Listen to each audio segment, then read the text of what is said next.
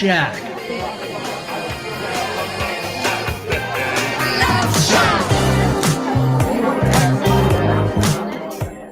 Hey, welcome to the Love Shack. It's a little old place where we get together, explore fresh perspectives, and eavesdrop on juicy conversations and uncover the mysteries that nobody talks about or doesn't like to talk about, but absolutely influences our relationships. If you're struggling with a special someone, the show is dedicated to helping couples rescue their relationships. I'm Stacey Bartley, and I'm here with my co-host and lover, Tom. Together for the past decade, we've been teaching and mentoring couples from around the world with the sole purpose of helping them create and experience love for a lifetime, both in their relationships with themselves and others, using sound principles and skills. Welcome. It's great to be here with you today. Absolutely. Welcome inside the Love Shack, episode 56. It's hard for me to believe, blessed and grateful to say 56. Looking forward to the next 56 after that. But again, wherever you are gifting your most precious resource, which is your time, thank you. Just a reminder, we're coming at you in many different places to come to where you are versus forcing you to come to where we are, meaning we are live on our YouTube Love Shack live show. We're live on Facebook. And then you can find us on any podcast directory, I think pretty much where you find your podcast. So again, thank you so much. We've got I can't remember. I'm not allowed to say what we have. But and may I say one more thing? Yes. We are also streaming on KKNW, our wonderful radio station that supports us and hosts us. Makes us look good and sound good. Yeah, that's KKNW. Good.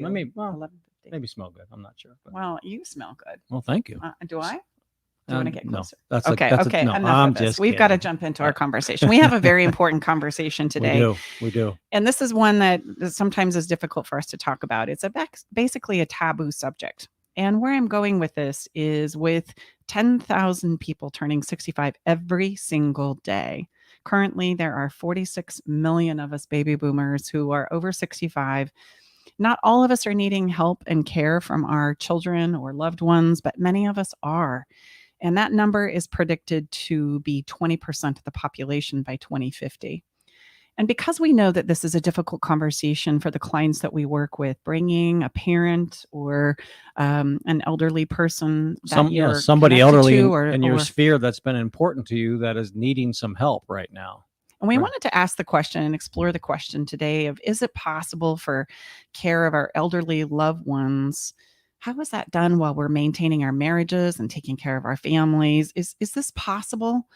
And what are the things that we need to consider if by chance we're in the throes of that right now or we're contemplating that?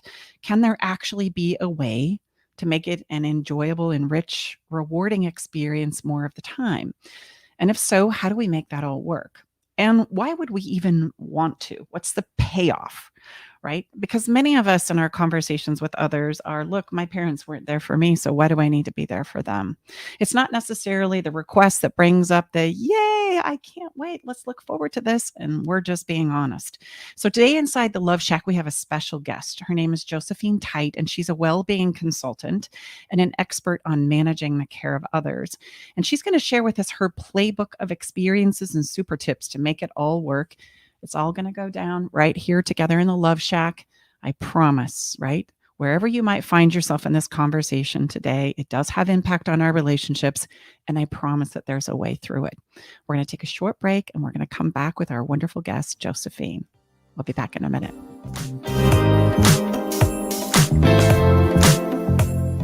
Hi, this is Liz. I launched thebombbox.com after surviving 4 cancers over 8 years. You heard that right, 4 cancers, 8 years.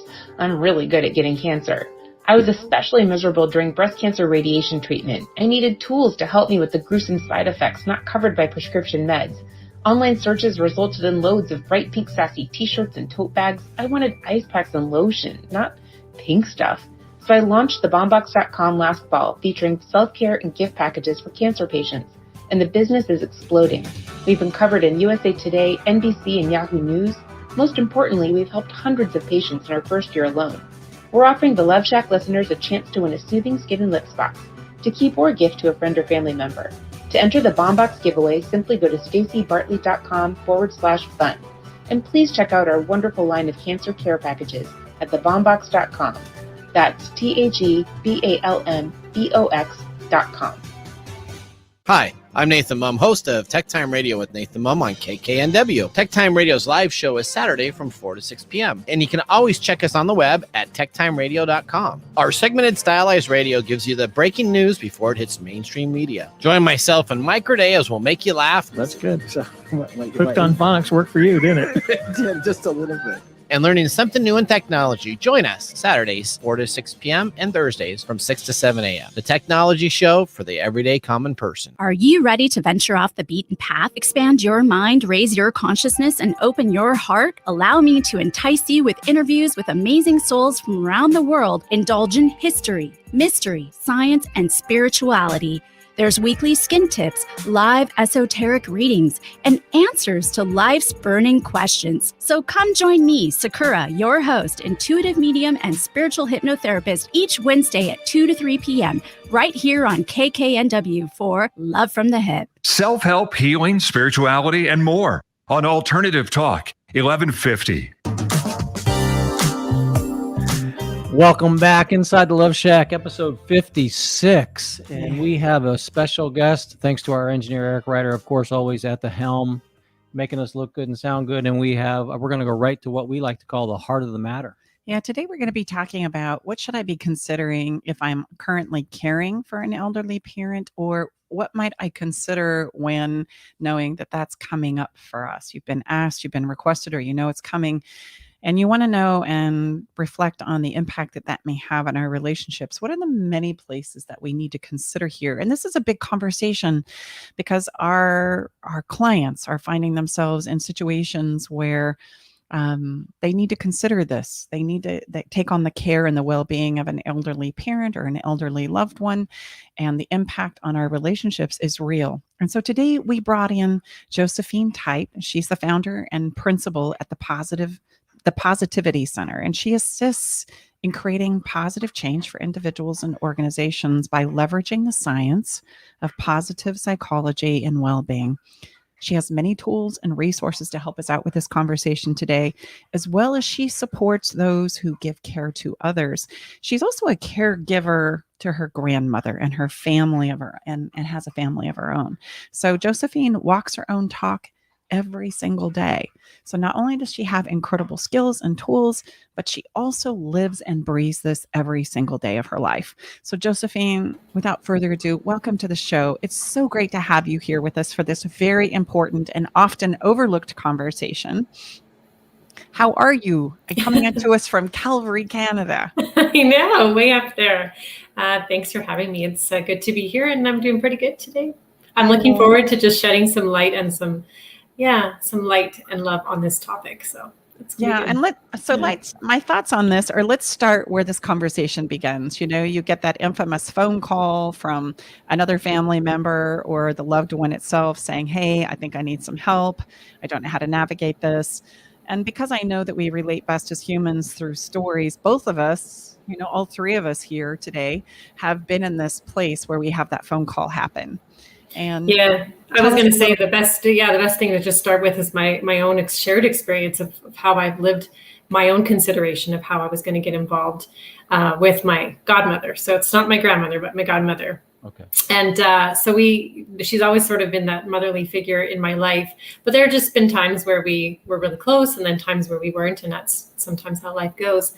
Anyways, it ended up being a situation that stemmed and birthed from very devastating circumstances. So about a year and a half ago, her son was living with her. He's just, my age, like about a year younger than me. And he died suddenly. Mm-hmm. And she had a breast cancer diagnosis at that time. So she has a lot of physical ailments. So she was already, with home care coming in twice a day. And then her son was living with her. And when he died, her daughter lived way out in Port Alberni, which is on the coast in Vancouver Island, on the west side of Canada. And there was just this real opportunity. I call it an opportunity, right? That's always been my mindset about it. There was just this platform where I could decide, did I want to or did I not want to? And my choice was I could. and I wanted to.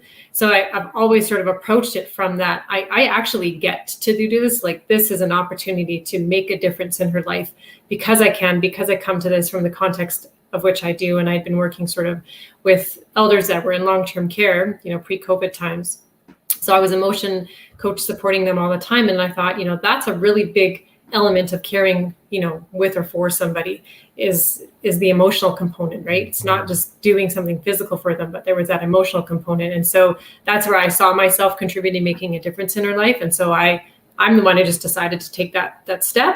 And she wanted me to take that step. It made sense. We had a good connection, and we always had a good connection. And so because of that connection, we sat down and had a chat, and that's just how it ended up going. And it's not a full-time role for me. It's a part-time role for me, but it still is, a care partner, with her and for her in her life. And it's just been, for the most part, even though there's been some challenges that we faced, it's a joy. It truly is a joy that I actually get to do this. And so it's helping her, it's helping me at the same time. And I think that's the biggest mindset potential that we have when we're facing sort of this situation. Is not, do I have to do this, or do I actually get to do this? Yeah.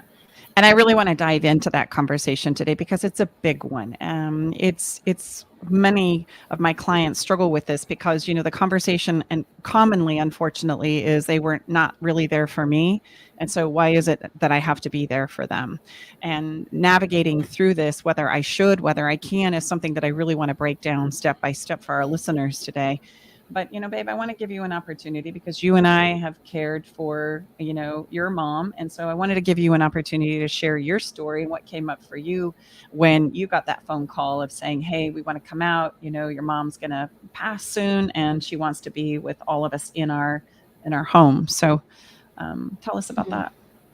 Well, yeah, no, for me, it was a very easy decision because my mom was there for me, I mean, not that, but again, I can understand and appreciate if that wasn't the case, but it also involved I was going to say, it came with a package. Came with my stuff because it was with my stepfather, who's been, my stepdad for many years. He has since also passed away, and then we happened to be also living with a couple of my brothers. So there was a lot of moving parts, but as I look back, Josephine, I have tremendous gratitude and thanks and appreciation because I literally spent every day, every lunch, every day for lunch with my mom for about 6 months, and so I have no regrets. I was able to spend time that I would sense very few adult children get to say they were able to spend with their adult parents at this point of their journey. So this kind of brings us to the question of why would we want to consider even doing this? Because we know that there's going to be logistics. We know that there's going to be complications, day-to-day care, both physically and emotionally.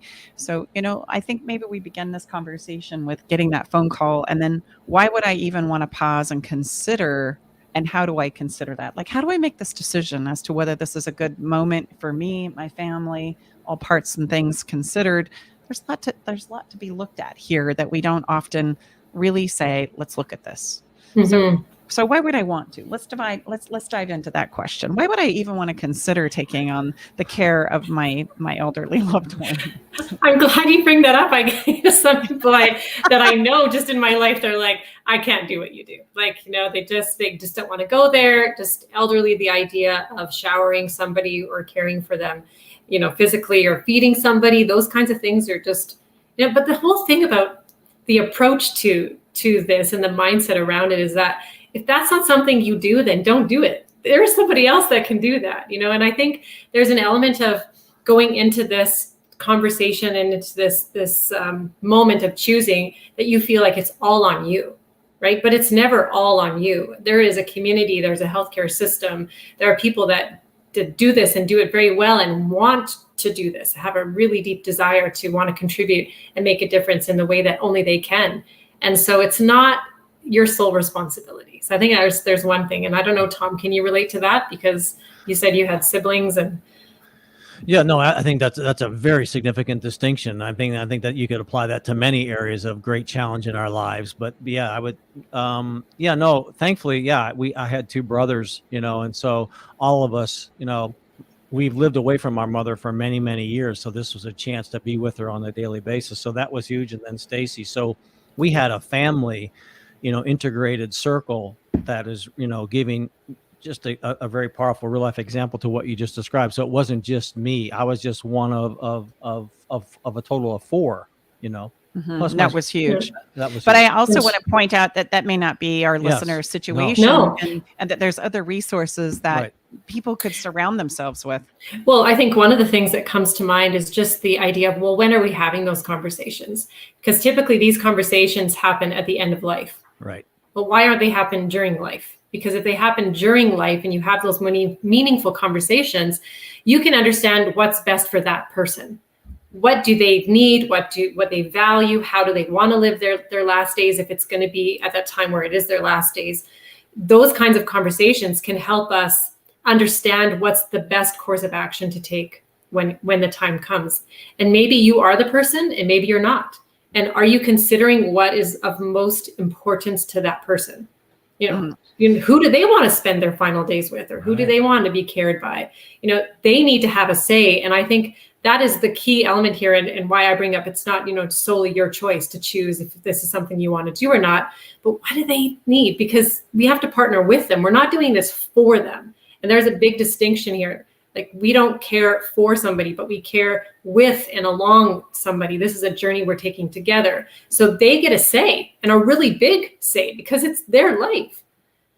That's huge. That is a huge distinction, because many times if we were to get that phone call, right, we would think that we needed to step in and be the all everything, and I'm going to have to give and care give, and this is going to all be on me. And it's funny, we don't even think about giving the parent a voice in regards to what would you like to see happen? How would you like this to go? What are you needing, and how can I support you? Very much like we approach a child, right? A child doesn't get a say. We don't really ask when they want to take a nap and when they want to eat. And, we feel like we need to step in, and we approach it very much from that mindset. Would you agree? Oh, for sure. We need to give some more autonomy here. I think that's a really big piece of it. And when you give somebody choice, they're going to be more likely to be engaged in that conversation with you. So, are you having those conversations early on? Are you asking them, well, what would you choose? Would you choose, if you spend time with your grandkids, would you want that versus, being in a wheelchair? Like, what is of, a priority for you? What's a value for you? And there's a really good book written by Untitled Chapter. And he talks about that in his own experience with his patients, because he's a physician, and also in his experience with his father. And it's called Being Mortal. And anyways, that is the conversation and the root of sort of where this idea is coming from is, are we having those conversations? Are we finding out what really matters to that person so they can have agency and autonomy, and we can follow their lead as opposed to them following ours? Which is going to garner more cooperation and probably more of that get to experience instead of that have to experience, right? And I think we overstep that as well, right? How do we create more of a get to experience? And, you and I, when we were putting this show together, had a wonderful conversation about that. And something that I would love for you to highlight for our listeners today is that idea that caregiving isn't a one-way street. And this is now moving into the next question of, okay, tell me what the payoff is. Like why would I consider this? Okay, I get that there might be some good things here and I don't have to do it all on my own, but really, what's the payoff at the end of the day? Yeah. And let's step into that. Well, for me, my mission has been over the past few years to just really help people redefine what it means to be a caregiver. And so if you just pause for a moment and reflect on the language of which we use, caregiver can be interpreted as somebody who's giving care, which is a one-way transaction. And, the thing about it is, even if you look to science, and I've done some literature reviews going all the way back to the 70s, where they're like, there are some benefits to being a caregiver. And it's not just a one-way transaction. There is this duality that's happening. There's this constant ebb and flow of giving and receiving. And it happens when you stop to notice it. And I think that's the biggest thing here is we've become like the context of which we've created around being a caregiver is one that's become very mindless, that we don't even realize we're going into this space with a construct in our head of like, I'm giving care to somebody. But it can be so much more than that if we allow ourselves to expand our thinking around it. And when we look for moments where, yes, you gave somebody something, what did you receive? Like often I ask people, what did the person you care for give to you? Like, how are you receiving a gift as you're giving them a gift. Think about it as this gift exchange as opposed to this exchange of care. How are you exchanging gifts, be it smiles or moments of peace or joy or laughter. And like, those are the things that if you just stop and notice, they help change the context, and it help changes the mindset of which we approach being, in this area of caregiving. Yeah. So what would you say is one of the biggest payoffs that you get from caring for your godmother? And babe, I'm gonna come to you as well. So be thinking. So one of the things, this is a really relevant story because my godmother has always experienced a really difficult time asking for help. And this is not something that's uncommon in this space. And so when I started, working with her, more particularly around her care and well-being, we had a conversation because she said, I feel like I'm burdening you. Like, you have a family and I don't want you having to come here and cook for me and da, da, da, da, da. And so this is a conversation that would come up often. And so it was really important for me to communicate. And this is very key. I communicated to her, look, being with you, the conversations we have, the meals we prepare, how it's like, I love cooking and she loves food, and she used to cook and now she can't.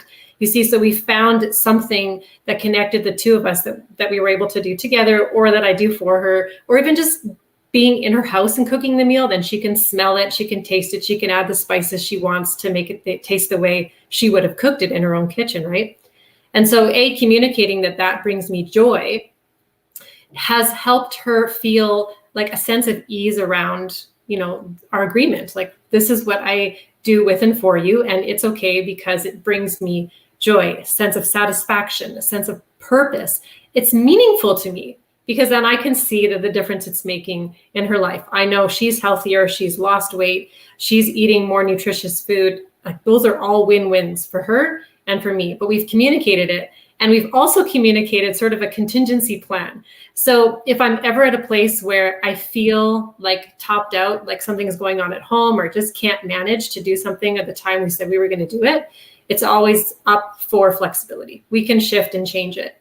And her knowing that, and me communicating that and being clear in it, and actually having exercised that contingency plan with her, has made it for pretty much smooth sailing, because she knows what I get. I know what she gets. She knows I'm benefiting. I know she's benefiting. And if ever I cannot do what I said I was going to do, it's communicated and rescheduled, and we find a way around it, or somebody else comes into the mix to help, right? Mm-hmm. So, no, yeah, that's beautifully said. And I want to point out a couple of things that you've said here, which sometimes are often overlooked and we don't know how to do them as a skill-based. And that is having that communication about the specifics, the specificity of what can I do? What can I give? Where am I at? And what do you need? And let's talk about that. When we think about relationships, it's always some form of a give and receive, right? It's that place where I get to share a little piece of me and what I need and what I want. And you get to share that yourself with me. And oftentimes our elderly parents too, if by chance you're maybe a listener who's saying, what have you done for me? Why would I need to do this for you? Oftentimes when we get to the end of our lives, there's conversations that are open and available that weren't open and available through the younger years of that parent's life. They know that they're coming to the end of their life, and by the contrast of our own life experiences, we're willing to explore and go to find respite, peace, right? Resolve. So that's oftentimes at the end of life, a place of confession. It's a place of, did you know? I remember my own mom as she was passing, the sweet little thing. She looked into my eyes and she said, did I do a good job? Did I do a good job with you as your mom? And I was able to have that conversation with her saying, you did a great job. Thank you so much. And right, tell me about where you're feeling hung up, what your regrets were. Tell me more about that, right? So that I can be here and we can share this space together. I think oftentimes we overlook the wonderful opportunity that there is available to kind of talk about some of those things that we just haven't had the opportunity or the motivation to talk about. But that all changes when we come to looking at the end of our lives, right? Would you agree? Oh, yeah. I mean, I just look at the end as there are hurts there. And, we live our whole lives and we can sometimes just layer hurt upon hurt upon hurt. And sometimes it's intuitive that there would be healing from hurt, but there is. and you've got really nothing to lose. And if you approach that situation with that person, even though you've been hurt by them, you can heal that relationship, and you can possibly even heal the hurts that you have yourself. Because there can be some things that you might be judging or criticizing in yourself that you become aware of as you're not experiencing a healing from a hurt with somebody. Yeah. And one of my favorite questions to approach this, just from a place of curiosity and exploration, is help me understand that time when, right? Help me understand where you were. Help me understand what was going on for you. In our particular situation with Tom's mom, she really wanted to stay with her boys, and she was really thriving there. And Tom's stepfather, unfortunately, became very, very threatened, and it was experiencing tremendous amounts of jealousy as a result of seeing her connect and want to do things with the boys versus him as she's kind of approaching this end of her life. And so that was something interesting that we had to navigate, right? By trying to do what we could to make him feel comfortable, and him being brought into the conversation and not negated. And yet mom continuing to express, I really want to be here with my boys. I really want to be here with my boys. Don't let him take me away. And those conversations started to really come out, and it took some serious facilitation, and some of it, quite honestly, wasn't resolved, but there was the attempts to, which I think gave us the peace of mind that we did our best, right? We tackled it as best we could. We tried to support everybody in their conversations, and this points to the payoffs, right? So the payoffs, in my opinion, and I would love your thoughts on this, are we do get to come back and create some of those do-overs, right? We do. If you had a parent that wasn't there for you, we oftentimes forget that there was a whole lot going on for them, and that's why they weren't there. And we make it up that they didn't care about us or that they didn't love us. And that's simply not the case. As I say honestly and facetiously to my own kids, look, I could have been Mother of the Year if I wasn't dealing with my own stuff inside, my own limitations, my own fears, doubts, etc. And we forget that that's part of the human experience, right? And as a parent, there's always going to be places where you feel like you've dropped the ball or could have done more, especially when we're looking back. And that's that moment to really have those conversations. And I would say this time of someone's life, again, regret is what we hear often. Yes. I mean, so my experience is the way to handle or turn around and face regret is to step in and create what it is you're regretful about right now. I mean, and so just because of the convergence of the situation of end of life, and I've taken some hospice training and the great body of work, it's all around bringing closure, having those conversations we have, and bringing dignity to this very, very significant and important process and part of our life that none of us escapes. But yet, like you said, Josephine, very few of us ever have some proactive conversations around it. What is it? How do you want to live these last days? So this brings us to the police. I'd love to hear what you say to your clients who feel obligated to step in here. How do you help them reframe that and turn it around? Because obligation is a huge piece. Like, this is my parent. This is the person that gave me life, right? So even though you may resonate with, okay, this might be an opportunity for us to heal or for us to have conversations that we haven't been able to have before, right? I still feel obligated. How do I work with that? And should I continue and proceed with entertaining the care of my parent or my elderly loved one if that's where I'm coming from? How do I work with that? So I would just start by saying there are so many different situations, and it's really hard to give like you a specific answer. But what is coming to mind is a specific story that we actually got to put on film. So if you ever want to see it, it's called the Caregiver Toolkit. But we ended up coaching a mom and her daughter, and the daughter lives with her mom, and they had been experiencing a lot of emotional, like, heartbreak, ups and downs. Their relationship wasn't really good. Like, the daughter was noticing her mom would just get really moody, and then they wouldn't be able to have a really great day together. And so in this coaching relationship, I kind of helped them find a tool that would work for them. We kind of adapted a savoring technique for them. And so because one of the things they really, really loved to do together was travel, and they had done a lot of travel in the past, we gave them a frame, and it had a reminder on there, which was savoring. And each day for 2 weeks, they had to pick a picture out of their catalog of pictures, all the places and trips they'd been on, and put a picture in the frame. And then their job was to, over dinner or breakfast or coffee or whatever, at some point in their day, which was something they were already going to do. So we weren't adding an extra task that was going to take time out of their day, but we were just incorporating a different way of using the time that they were already using. they were just to talk about the picture, talk about the people they were with, talk about some of their memories, and really just have an emotional conversation about a past memory. So they were savoring, slowing down time, bringing about the positive emotions that were present when they were, during that time that they had during that memory. So they're looking at that picture and really enjoying that. And 2 weeks later, when we talked to them and interviewed them again, a couple things, their life satisfaction scores for both of them went up. And, in the live video, you can actually see, and Jill and Myrna are actually talking to each other about how the relationship has improved, because now they're having conversations and they're not afraid to go into that feeling space and talk about the emotions that are difficult. And it helped them notice when some emotions were coming up. So instead of mom getting to I just can't deal with it and I'm done and da-da-da-da-da, and, you're more at the tipping point, daughter was then noticing, the more subtle emotions, the irritation and that kind of thing that was happening, and they could have an emotional conversation. So that story comes to mind because that was something they could use. It was very simple. It was just something they loved. They tweaked the intention or the mindset around what they were doing when they were looking at those pictures or talking about those memories. And it actually created a difference in how they experienced the relationship, but also how they were managing their emotions, on a daily basis. Yeah, it was pretty cool.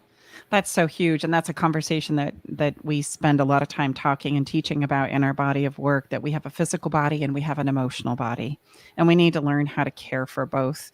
And that our physical body, right, we understand that, we work with that, we take care of it, we understand the sensations that it brings to us.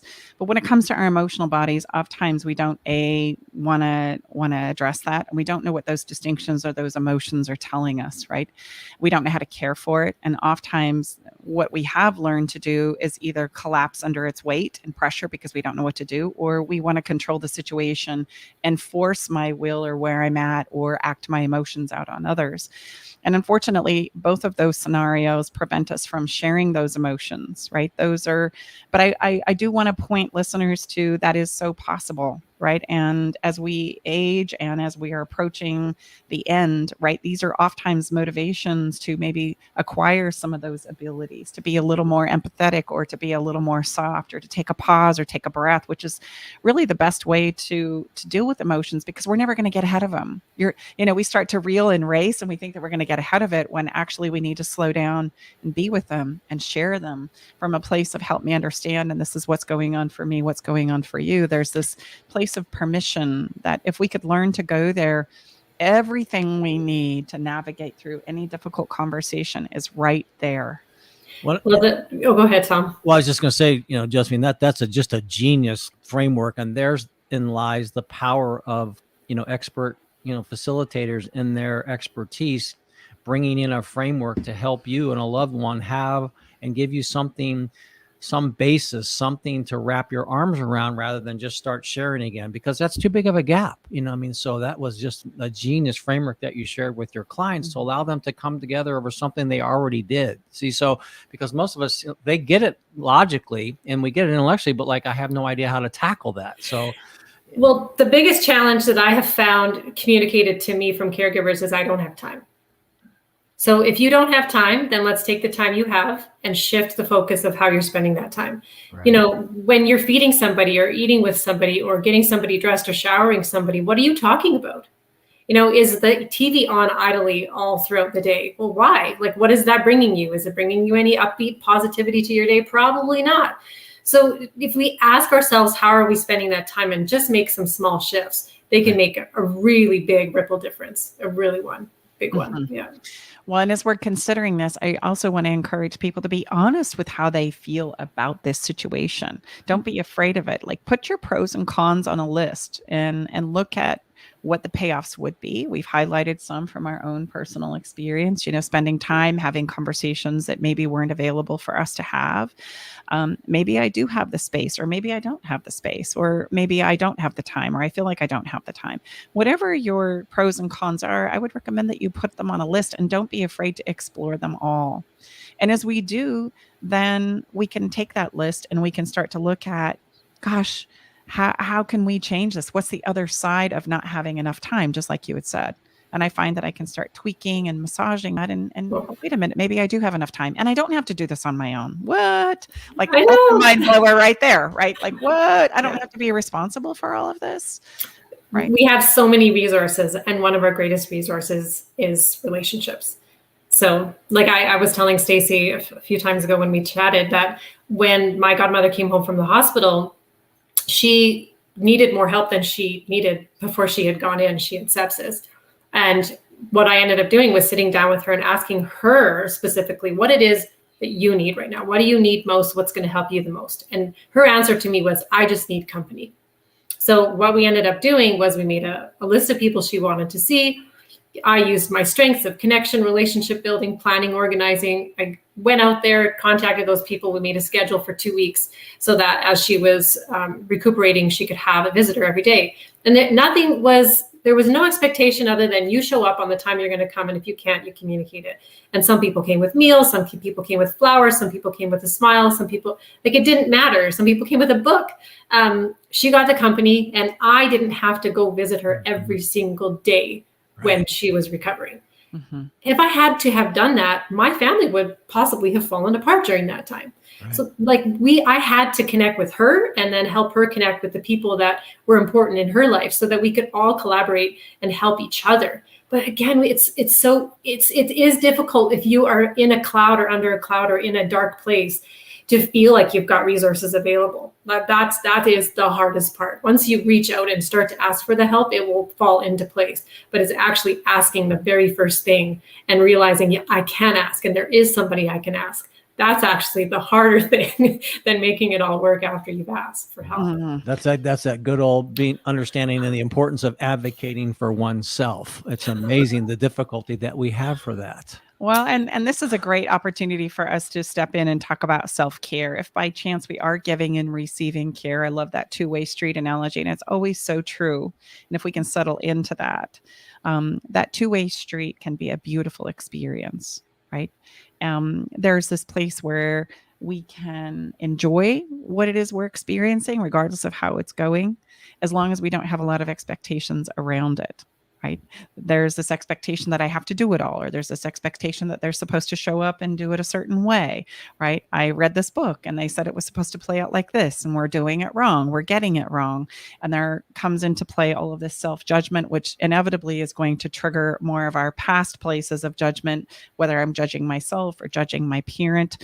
And so if we can lay that all down and let this be a new beginning or a new start, and we can just kind of be where we are in this moment, then we can pick it up from there and maybe explore things that have happened in the past. But it also provides us the opportunity to create more robust, rich experiences in the future. So if there's a disappointment in the past, how do I bring that awareness forward and create something that I wanted to create back then now? It's just, there's a possibility creating that you're talking about. It's like that opportunity that I very first had when her son just suddenly died. There was just this flat line, deep, dark vortex just present. And from that was a place to create. Mm-hmm. And being honest about where we are, what we can give, what's realistic for me. Those are all things that we can talk about and we can explore. It's when we swallow them and feel like we have to override our knowing and not communicate that creates those feelings of obligation within inside of us. So it's so important that we communicate those, even when we find a way around them, right? Because nothing is set in stone. Let me just, for our listeners, I can say, okay, I'm Josephine, Tom, Stacy. I get everything you're saying, but you know what? I'm still feeling like, dang it, this is not something I really want to do. Josephine, share with us, how would you help a client bridge that incredible, conflict inside of themselves? Again, it sounds right logically, and I know what I'm going to maybe face if people find out I said I can't do that. Like, how does someone bridge that? Because I'm sure that's going on with some of our listeners right now. Yeah. I get it. Well, it's likely that if you're in that space, you might be experiencing what people term burnout. Mm-hmm. So if you're close to burnout, some of the reasons why I think burnout exists is because we've created a context, like I said, that one-way transaction where we feel like we're giving all the time. And if that's the way we continue to view it, then we never feel like we're filling our bucket. We feel like we're always emptying our bucket. And self-care is great, but it doesn't necessarily help. Like, you need more than just self-care to create a bucket that's full in the long term. right? Because having a bubble bath or going for a massage or taking care of yourself will help you in the short term, but you need some other tactics and strategies. And there's a lady that I follow. Her name is Ellen Langer. She's a mindfulness consultant in the field of positive psychology. And one of her key sayings is, "Who said so?" In other words, like we've gone into this, and think about the way this conversation very first started is like, oh my gosh, this is so heavy. Am I actually thinking about providing care for somebody? Like, that's a crazy thing to do. That's going to require so much time and effort, and I'm going to burn out. And so think about that self-talk and that context that we're creating. And then we wonder why we're burning out. So who said that this experience is going to be that hard? You know, one of the things that I saw when I was doing research prior to creating some of the tools that we did was, you know, supportive websites for caregivers in Alberta. And some of them would actually, their leading page would be, you know, here are some of the ways you'll know you've experienced compassion burnout. Or, you know, I'm like, why are we setting people up to think that this is actual experience of being a caregiver? So for me, it comes down to the fundamental belief that something else is possible. And it just comes from asking myself some different questions, like who said it's always hard? I'm not saying it's always easy, right? And Stacey, you actually said that earlier. You said, you know, we want to do this more of the time, not all of the time. And that's a big distinction. Thinking that it's always easy is also not necessarily a very realistic, long-term sustainable approach to being a caregiver. So yeah, going back to just context and just define it for yourself. Like maybe you could even recraft your job or your duties or your role as you approach being a caregiver. Like, what are your strengths that you're bringing to the situation? What do you value? How do you connect with the person that you're providing care with and for? And I think those kinds of questions can help you redefine it for you. Not because I said it's a different way again, who said so, right? But for you, like what are the things that will really help you define your role so it's meaningful to you? And when it's meaningful to you, I think it just becomes a slightly bit easier, right? And just, this is always little shifts, right? We're not going to run a marathon tomorrow. We've got to train for this, right? And so it's just slightly little shifts. So to get us started, what are some of your favorite questions to help us kind of evaluate this, right? To do this little bit of a mind shift as we wrap up our conversation here. Oh, yeah. Well, I have a favorite one that we created in our meaning making tool, and that is called, it's an experience on shared mattering. And so the whole idea of this is it's obviously you and another person usually. And sometimes it's, if you're a professional caregiver, you know, and paid professional caregiver, it's you and many other people. So we usually go into this and it's task-based and we go in to do a certain job. But if you went into it and you asked yourself a few more different questions, like, what do I value? What's important to me? And learn about what the other person values and what's important to them. And the distinction there is kind of, if you can imagine sort of that Venn diagram, where you can find something that's of value to them and something that's of value to you that you know, overlap. And that's called shared mattering. And so it's really about asking yourself, what do we share together? And that becomes sort of the foundation or the seed starter of that relationship that can help it, you know, grow in depth and breadth, so that there's a firm foundation instead of it just being, you know, very surface. I love that. I just want to highlight here as we wrap up this conversation, the distinction between just running because I'm afraid and I don't know how to approach this and I feel like it's too much and I can't take this on. That's a different conversation than facing it and approaching it from a place of, let me explore it first, and then let's make the decision. Oftentimes in our relationships, whether we're talking about lovers or we're talking about cared ones that are elderly that we want to bring into our lives, if it feels or seems impossible or overwhelming, we run from it without really exploring what's possible. And 9 times out of 10, when we explore it, we can find a way through that. These problems, right, of these things that seem so insurmountable or overwhelming are very solvable. And yes, there might be some of you out there who should not be providing care to an elderly parent. That absolutely exists, as just there are people that have created families and lives together who would be well served to say, okay, we got to do this differently. Those things exist. But 9 times out of 10, It's the fear of it. It's the sense of overwhelm. It's the sense that I don't know how to approach this that keeps us from exploring what's truly possible.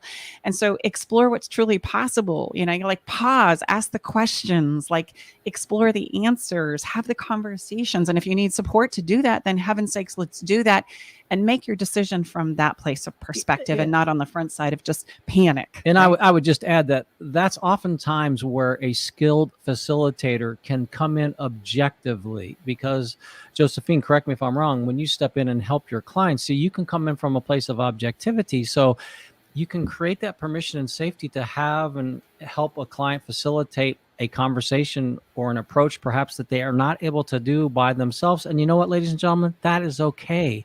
That's the power. I mean, I'm a real estate appraiser, and guess what? No one could ever appraise their own home. Why? Because there's too much emotion that took place in that home. So it's very similar, right? Yeah, because all the things I teach people, I then experience in my own life. Oh, so right? True. So yeah, it does require an objective, unbiased, expert or specialist. Not necessarily even an expert sometimes, just that listening ear, right? Somebody who's got that skill of empathy or is willing to develop a skill of empathy, because I believe empathy is a skill that anyone can learn if you want to. But yeah. That's awesome. Well, Josephine, share with us how people can connect with you, right? And find resources and tools if by chance they they find themselves in this very difficult place and wonderful place at the same time, right? This opportunity of get to. So you can find me on LinkedIn. I'm there under Josephine Tite and Positivity Center. And then for caregivers, I'd say that the largest resource that we've created for caregivers is toolsforcaring.ca. And that'll guide them to 4 videos that we've created on 4 different concepts from the field of positive psychology. And then we've created a free downloadable tool that they can use it's full of just different experiences that do exactly all the things we've been talking about today. So. Oh, that's so great. Thank you so much for being here and sharing your wisdom with us today. It's always such a joy. I mean, and we're going to have you come back and have some more conversations because, we need to think about not only approaching this from my perspective, but maybe what about my spouse? How does that play into the mix? And what about the kids? So there's lots to explore here. And so we'll come back and do this again if you're I know. We need part 2 and 3 for sure. Maybe more. Some kind of a series. Yeah. Have a beautiful day. And thank you so much for being here inside of the Love Talk with us.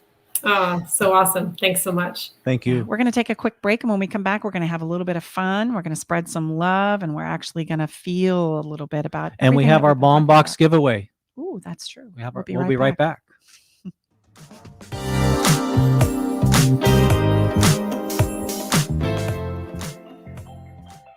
I met Stacy and Tom about 2 years ago. I was at a point in my relationship where I was ready to file for divorce. Not that I wanted to, but I just felt hopeless and helpless. I'd been through other counseling and coaching and didn't find any success. With Stacy and Tom's methods, I was able to eliminate insecurities, set boundaries, plant my flag, eliminate rabbit holing. I was separated from my wife for a year, and I have since moved back home for the last 6 months now. I still refer back to a lot of the teaching that Stacy and Tom provided, and it's helped me. It's well worth it. Learn the simple 3-step system to rescue your struggling relationship by registering for Stacy's brand new free workshop. Reserve your seat by going to stacybartley.com/workshop. Get your daily dose of variety. Alternative Talk 1150. Welcome back. Inside the Love Shack, we have our bomb box giveaway. We're going to what we call having some fun. Yeah, this is the Follow the Fun Follow moment. the fun Remember, moment. October was Breast Cancer Awareness Month, and we had a wonderful guest on who volunteered to give us a bomb box to somebody who signed up for the fun list. And so all of those that are on the fun list today they've entered a chance to win this wonderful bomb box. The value of it is, $60. So it's something that you can use for yourself if by chance you're a cancer survivor or somebody that you love and that you want to really give something, what Liz called a functional product. And so we're going to ask our wonderful engineer, Eric, to pick us a random number between 1 and 96 today. And that is going to be the winner of this month's giveaway, the bomb box. Wow. Okay. A lot of pressure here for a good number. Make it good, Eric. Let me think. I'm going to go with 33. 33. Wow. Lucky 33. That's the number of transformation. So let me count here. Quickly count, honey. Yeah, quickly count. We're going with K. Maloney 57 at Gmail. K. Maloney 57 at Gmail. Don't worry if you don't know who that is. We're going to email you. We're going to reach out to you. You can tell us where to send that wonderful bomb box for you. K. Maloney 57 at Yahoo. Thank you so much. And congratulations. Absolutely. Yeah. That's awesome. All right. If you need to get on the fun list and receive giveaways that we do once a month at the very first episode we do each month, you can go to our website and you can get on that fun list. We do all kinds of fun giveaways as a way of having some fun. So let's hear from one of our Spread Some Love people today. She's going to actually be a guest on our show coming up. Her name is Mandy Nuttall. She's actually the author of The Birthday Suit, and she does some really great things. She's going to help us have conversations with our children and our teenagers about their bodies and about sex, which is so needed. Can't wait to have her on. She's going to be a fantastic guest and conversation. But she has a message for us today, and this is what she had to say. Hey, my name is Mandy Nuttall, and I am the author of The Birthday Suit Book 1, Yearly Guides to Easily Teach Your Children ages 1 to 9 about their body and sex. I'm looking forward to being inside the Love Shack with Tom and Stacy really soon as a guest. And the thought I'm having today that I'd love to share about love and relationships is don't underestimate the bond that you can create with your children when you can freely and comfortably talk about the body together. They need this connection. And if they can't have it with you, they're going to find it somewhere else. I'll see you soon inside the Love Shack. That's going to be a wonderful episode. She has done some fantastic work and literally lays out guides I can't wait to share with our listeners about how to have these oftentimes challenging conversations and where to begin with the conversation. Like, where do you begin teaching somebody about their bodies? And I love what you said. You know what? That connection is going to be facilitated, whether it's with you or somebody else. Well said. Mm-hmm. So what are we feeling? Well, today we have a wonderful song. Sade is, how can you go wrong with Sade, especially when it comes to a conversation of thinking about the challenge oftentimes of caring for people that we love. And this falls into the category sometimes of not just our elderly. We certainly had that conversation today, but of our children, right? Of maybe ourselves or our partners, right? Our lovers. Caring for others can sometimes feel like an overwhelming experience. And yet when we let it all go and explore it from another place of what would it take and what would it feel like in that even exchange to stand by your side, I thought there's nobody better than Sade to have that conversation as far as the feeling perspective from that song. She has a beautiful voice and she talks about how she will be there by your side. She will walk with you, hold your hand. And at the end of the day, isn't that what we kind of all want, is to know that we're not navigating this whole life, relationship journey, etc., by ourselves?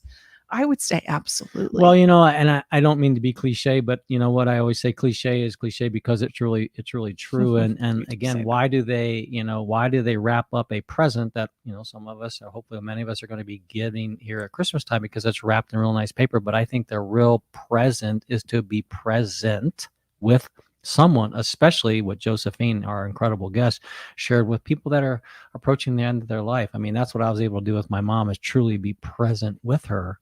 Made all the difference in the world. Yes.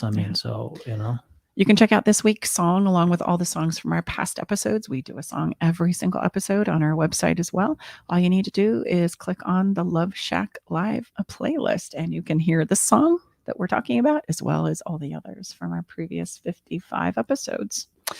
Well, all right. It's time for us to close this episode down. Any final thoughts, babe, about caring for elderly, what we should consider? I would just really, really encourage people. Again, this is a conversation like others that we help our clients, work with and work through. And if you're not able to have the conversation, reach out to us, reach out to Josephine, because I can't overestimate how powerful it is to have a facilitator that is objective and is impartial, meaning there's no sides taken. Typically, we run into problems when someone feels like they're being ganged up on. Well, no, none of us want to feel like we're being ganged up on. So again, that's the power of a skilled facilitator. They're simply there to create the permission and safety.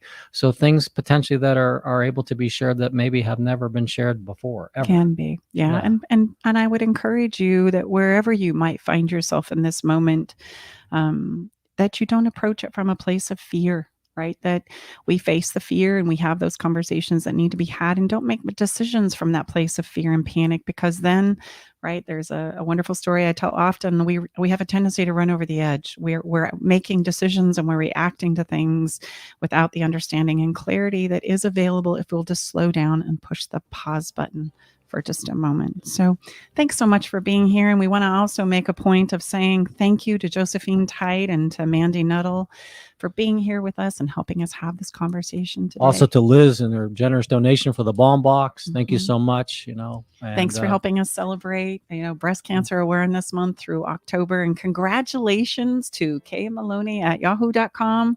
She won the bomb box today. It's a pleasure to be here with you today. Know that we send you off with all the love in our hearts, along with the power to create it today. If you love the show, spread the word. Help us spread the love. We'll be back next week to share more of Love Shack Live with you. See you soon. Have a great week.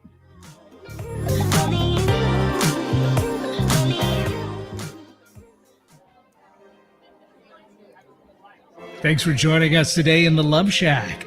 We hope you came away with something that made your toes tingle. To learn more about everything you heard on today's show, go to stacybartley.com/podcast. Love the show? Help us spread the love by sharing the show with others. Okay, everybody, time to go. We got to close the doors to the Love Shack for this week. You don't have to go home, but you can't stay here. Come back next week, though, and join us for another edition of Love Shack Live with Tom and Stacy Bartley. The views